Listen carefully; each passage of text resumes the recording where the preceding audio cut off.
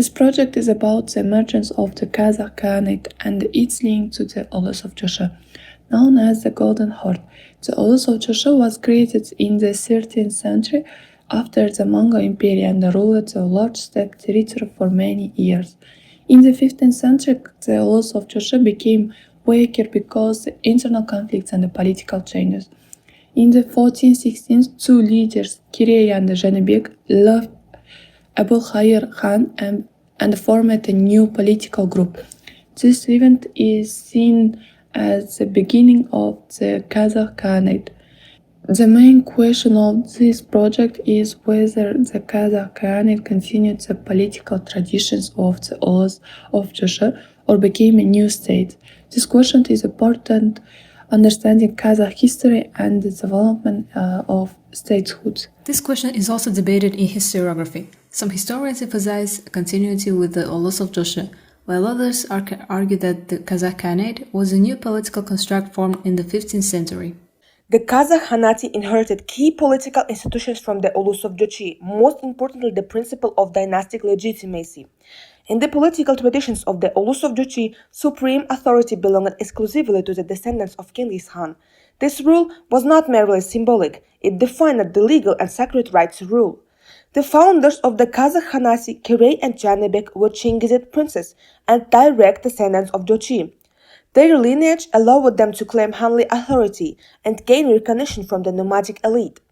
Primary written sources, especially Tarikh-i-Rashidi by Mirza Muhammad Haydar Dulat, emphasize that even after the fragmentation of the Golden Horde, the right to rule as Khan remained restricted to Chinggisid descendants. Genealogical evidence further confirms this dynastic continuity and demonstrates that the Kazakh Khanate did not reject the political model of the Ulus of Jochi. Instead, it preserved the core institutions of the power, Chinggisid rule, while adapting it to the political conditions of the 15th century. In addition to narrative sources, genealogical records function as an independent type of primary evidence, confirming dynastic legitimacy through documented lineage. Kazakh Khanate did not emerge in empty space. It formed in the mid-15th century inside the same steppe macro-region that had earlier been ruled by the Jochid Ulus, the wider Dasht Kipchak. After the fragmentation of the Golden Horde in the 15th century, political power in the steppe did not disappear. It reorganized around new coalitions and the new centers. The archaeological remains of cities such as Otrar and Turkestan serve as material primary sources, confirming the continued political importance of this inherited territorial space. A key turning point came in the 1450s, where the Jochid princes Kirey and Janibek broke away from Abulkhair Khan and moved into the Chu and Talas region. In later written account in Kazakh tradition, the beginning of the rules dated to 1465-1466, and after Abulkhair's death in 1468, more tribes and nobles joined them. The Khanate grew not by invading a new territory, but by consolidating groups within an inherited steppe space.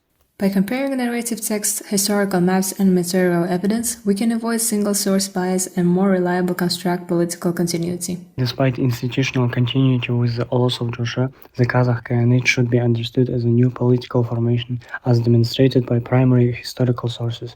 In Tarikh-i-Rashidi, Mirza Muhammad Haydar describes the departure of Kirey and Janibek from the rule of Abulkhair Khan as a conscious political act.